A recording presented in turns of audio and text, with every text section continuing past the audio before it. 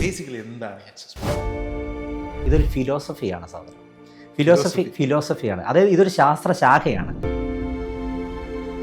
3 വയസ്സ് മുതൽ പ്രായം ചെന്നവർക്ക് വരെ വളരെ ഈസി ആയിട്ട് ചെയ്യാൻ പറ്റുന്ന ടെക്നിക്കാണിത്.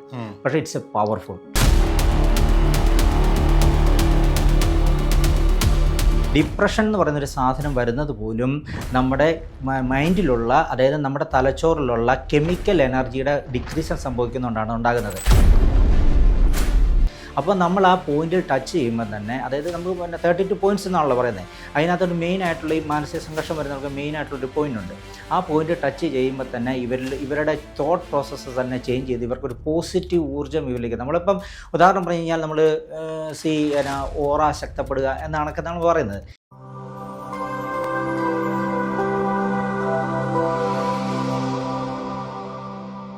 നമസ്കാരം. അബാക് മീഡിയയിൽ ഇന്ന് അതിഥി ആക്സസ് ബാർ ഫെസിലിറ്റേറ്ററായ അനീഷ് ചേട്ടനാണ്. അനീഷ് ചേട്ടാ നമസ്കാരം.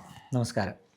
അനീഷ് ചേട്ടാ, ആക്സസ് ബാറുമായി ബന്ധപ്പെട്ട് 1-2 എപ്പിസോഡുകൾ അബാക് മീഡിയയിൽ നേരത്തെ ചെയ്തിട്ടുണ്ടെങ്കിലും എനിക്കുള്ളൊരു സംശയം, എനിക്ക് ആദ്യമായിട്ടാണ് ആക്സസ് ബാർ ചെയ്യുന്ന, അത് പഠിപ്പിക്കുന്ന ഫെസിലിറ്റേറ്റർ ആയിട്ടുള്ള ഒരാളെ എൻ്റെ മുന്നിൽ കിട്ടുന്നത്. ബേസിക്കലി എന്താണ് ആക്സസ് ബാർ? ആക്സസ് ബാർ എന്ന് പറഞ്ഞു കഴിഞ്ഞാൽ ഇതൊരു സത്യം പറഞ്ഞാൽ ഇതൊരു ഫിസിയോളജിയാണ്.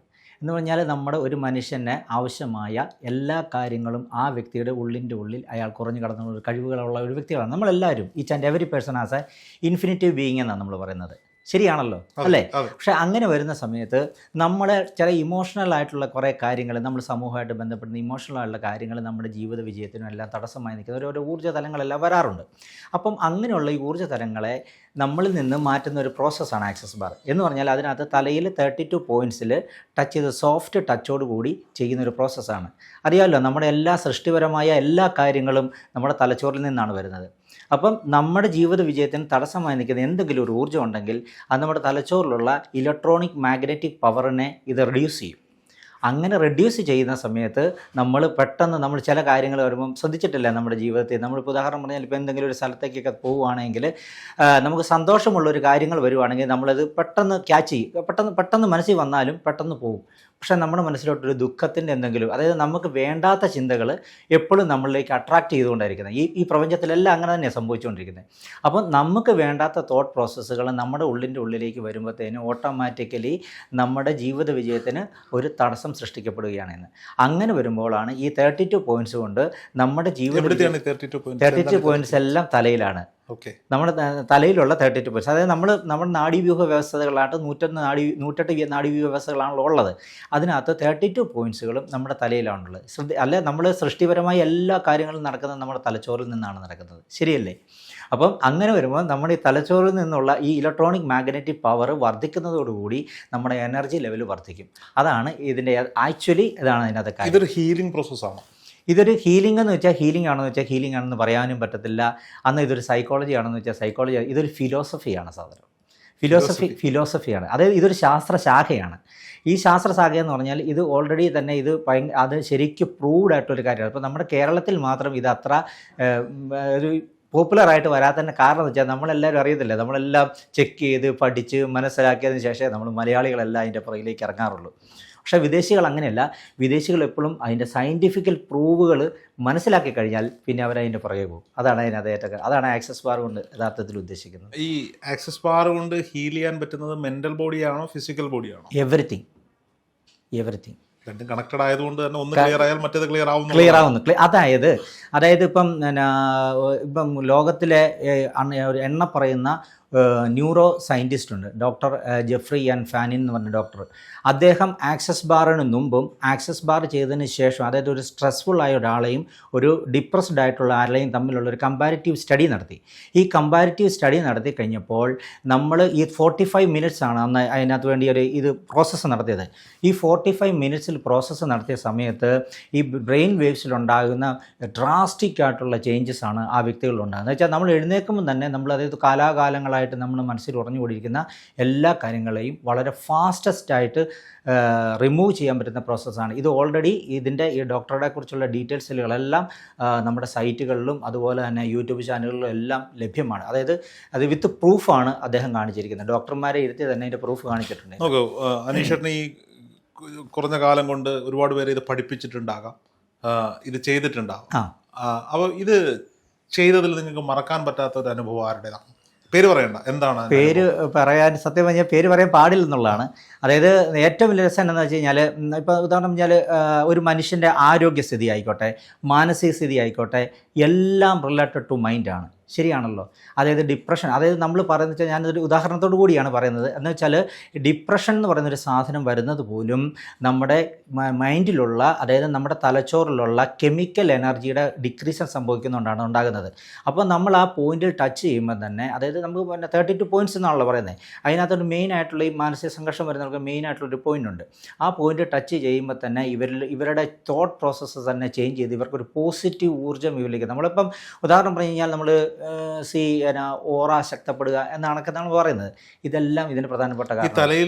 തലയിലെന്ന് പറയുമ്പോൾ ഈ ഭാഗമാണോ അതോ അല്ല, തലയുടെ ഇത്രയും ഭാഗം വെറുതെ വിരലുകൊണ്ട് സ്പർശിക്കണം. സോഫ്റ്റ് ടച്ചിലൂടെ വന്നേ. അപ്പം മന്ത്രം തന്ത്രം അങ്ങനെ എന്തെങ്കിലും സ്റ്റേറ്റ്മെന്റുകളുണ്ട്.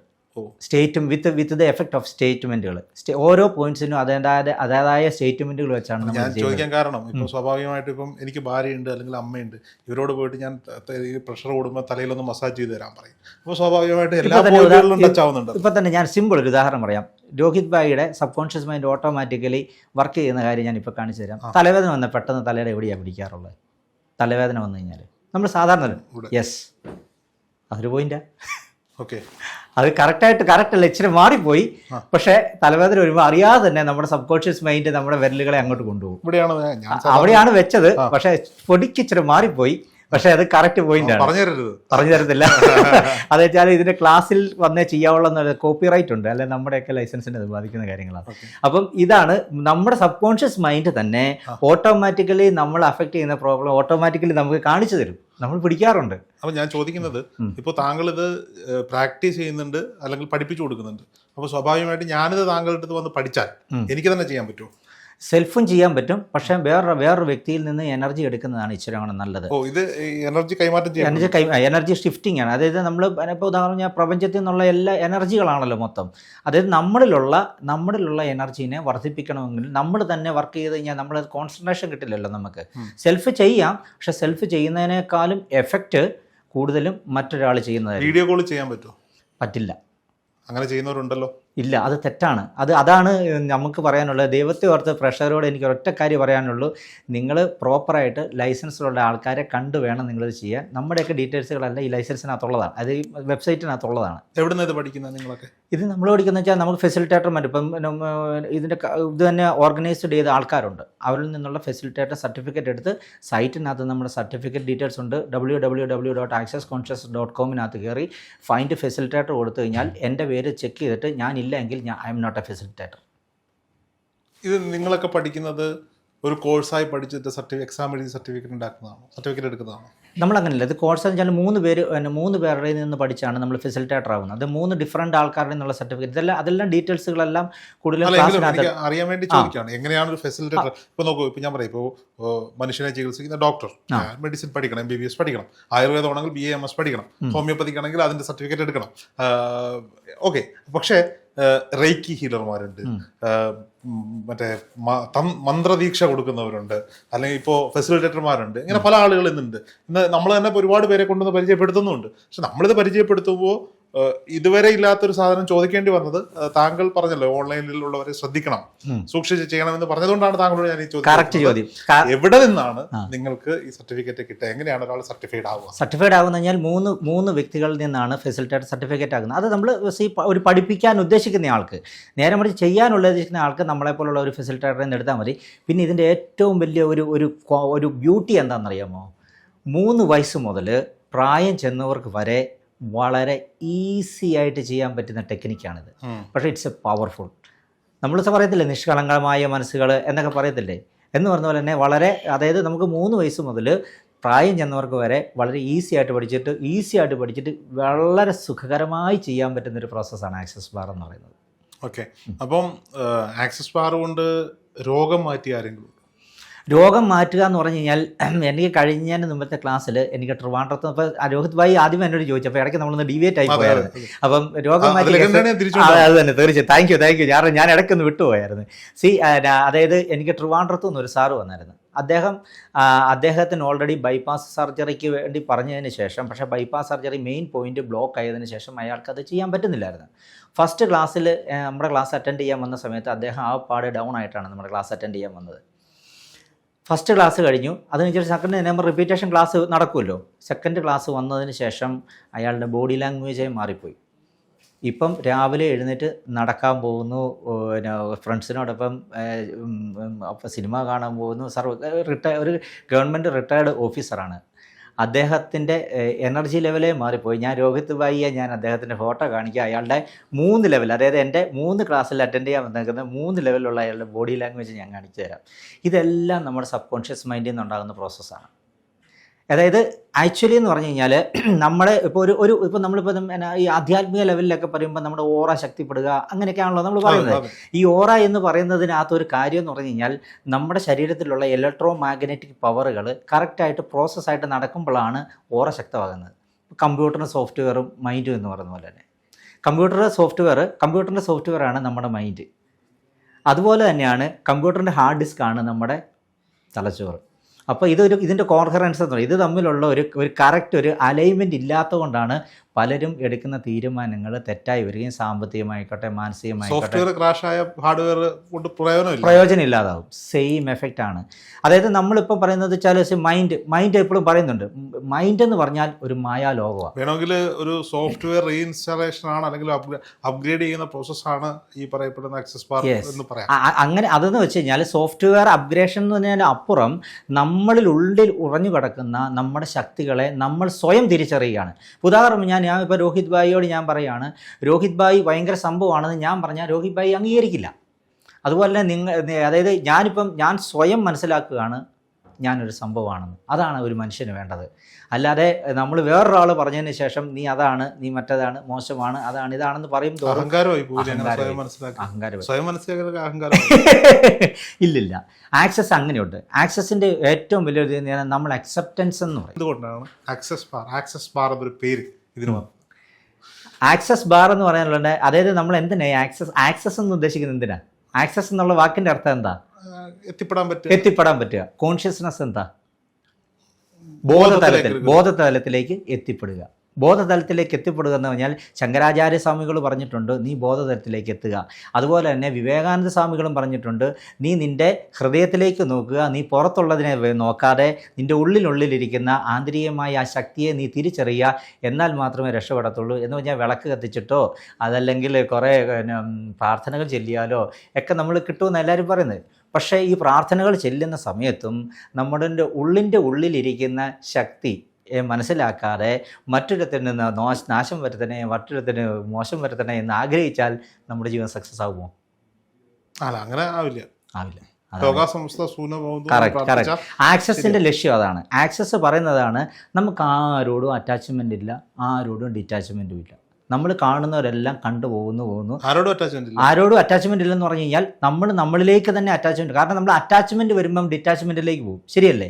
കൂടുതൽ അറ്റാച്ച് വരുന്നതോടെ നമ്മൾ ആ വ്യക്തിയിൽ നിന്ന് എന്തെങ്കിലുമൊക്കെ ആഗ്രഹിക്കും. നമ്മുടെ കുടുംബമില്ലേ, ഭാര്യ, അമ്മ, മക്കൾ, ഇവരോടൊക്കെ അറ്റാച്ച്മെന്റ് വേണം. പക്ഷെ വേണമെന്ന് പറഞ്ഞാൽ അതായത് ഈ ആക്സസിന്റെ പ്രോസസ്സ് എങ്ങനെയാണെന്നറിയുമ്പോൾ നമ്മൾ ഈ ആക്സസ് പഠിച്ചു കഴിഞ്ഞാൽ നമ്മളിത് ചെയ്യുന്ന സമയത്ത് നമ്മുടെ മൈൻഡ് ക്ലിയറായി സെറ്റായി കഴിയുമ്പോഴത്തേനും ഓട്ടോമാറ്റിക്കലി നമുക്ക് വേണ്ടുന്ന വ്യക്തികൾ, സാഹചര്യങ്ങളെല്ലാം നമുക്ക് തന്നെ അനുകൂലമായി ഇവർ പ്രവർത്തിക്കാൻ തുടങ്ങും. അതായത് ഇപ്പോൾ റിലേഷൻഷിപ്പ് കട്ടായി നിൽക്കുന്നവരാണെങ്കിൽ ഓട്ടോമാറ്റിക്കലി സാരമില്ല, അവരുമായിട്ടൊന്ന് യോജിച്ച് പോകാം എന്നൊക്കെ ഒരു തോന്നലുകൾ വരും. അതൊക്കെ ഒരു സംശയമുണ്ട്, ഇതപ്പോൾ ഓപ്പോസിറ്റ് നിൽക്കുന്നതൊക്കെ ചെയ്യണ്ടേ? ഏതാ?